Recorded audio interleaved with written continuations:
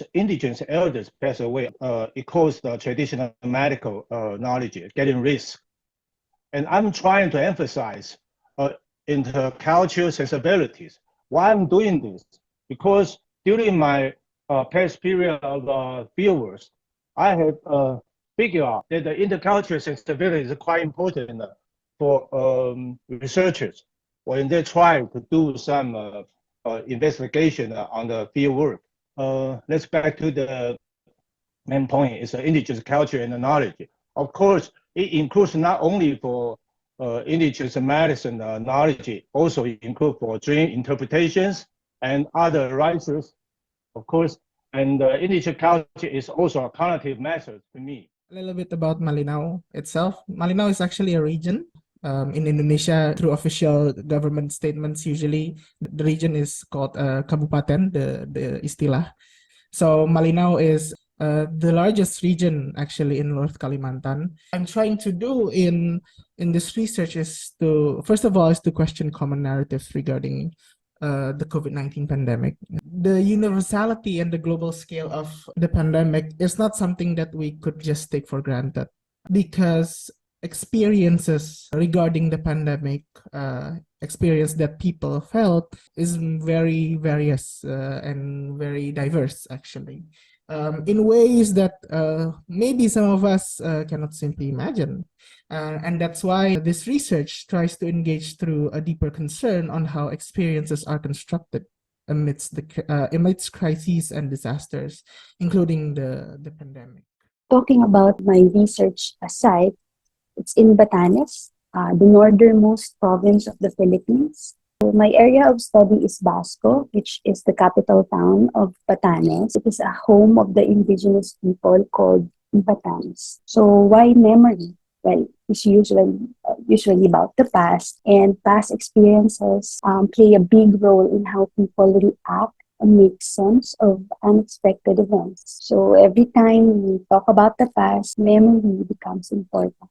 Now, the disaster memories considered in this study were from females in charge of their households. So these women had experienced the 2021 Typhoon Kiko. In documenting disaster memories, I think it revealed the socio-cultural layers of the society. The act of remembering still depends on the choice of names. So what we remember and what we forget depends on our social structure at the time we remember. My research field site is one of the Aeta people's village. It's called Buta village, and it's right over here in the center of Nangao town. Next, I'll introduce Culture House Station.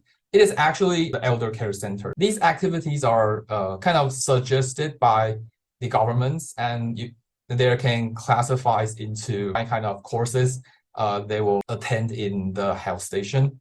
These are the same three grandmas playing poker. When I see this, I ask myself a question is, why don't they just hang out with friends? I'm very surprising to find out that the cultural health station have a beneficial idea of helping the indigenous people to preserving their culture or to practice culture care. And it's turned out that also replicates the practice of the colonial era, that they requires the indigenous people to make a performance of their own culture in the cultural health stations. There are three major assumptions about the intellectual property protection among indigenous people.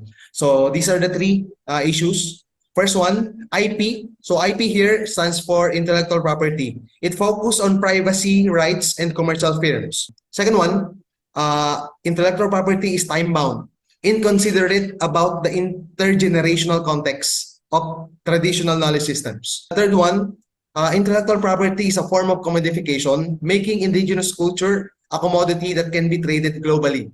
This is the framework of our study. We have this assumption that the young members of the Magbukun tribe who have assimilated in the educational system are aware of their intellectual property rights because of the education that they have. So as you can see, this is the visual representation. We have their assimilation, perception about the intellectual property rights, perception about the knowledge systems, young members' perception about their intellectual property rights. And here is Bintulu. So Sungai Asap is about 2 to 2.5 hours away from Bintulu. So my aims in general was what are the social, economical, psychological. I just addressed the most significant ones that was very obvious, but the main focus was the social and cultural impacts. And as you can see, there are Kayan people. There are 8 of the longhouses in that area are Kayan. Elia people, that there are 3 of them, which actually they are quite big population. But Kayan is the most populated ethnicity over there, but Kayan is the next. But even though there are only 3 longhouses, but the number of blocks that they have are pretty big. This is the part that eventually I understand that I have to have that fine line, social change versus social impacts. Sitio Cabanglasan, Bukidnon in the Philippines is found in Mindanao, here in this red spot. I will highlight here the Datu's practices and at the same time the parliamentary practice of Datu in the area. So this study is about to go beyond the dichotomy between the state and the community, because current literature would argue that paramilitary leaders or indigenous leaders such as Datuship, if they are not being absorbed to state structures or institutions, they are becoming like extension of the state for state building purposes.